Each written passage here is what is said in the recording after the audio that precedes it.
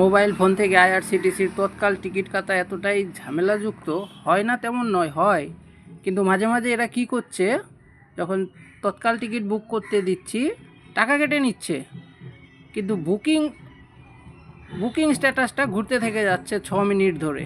তার মানে আপনি চাইলেও অ্যাকাউন্ট থেকে বেরোতে পারবেন না।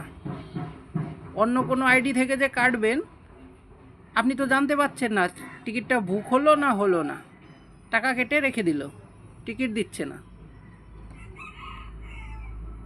8 মিনিট 9 মিনিট পর তারপর কখনো টিকিট দেয়, কখনো ট্রানজ্যাকশান ফেল করে দেয়। রেলের এই জিনিসগুলো দেখা খুবই দরকার। সাধারণ মানুষের খুবই অসুবিধা এর জন্য। দালালদের দিয়ে কাজ হচ্ছে, ফটাফট তারা কেটে নিচ্ছে, কিন্তু নিজের অ্যাকাউন্ট থেকে যখন কিছু কাটবো তখন আর সেটি সম্ভব হচ্ছে না।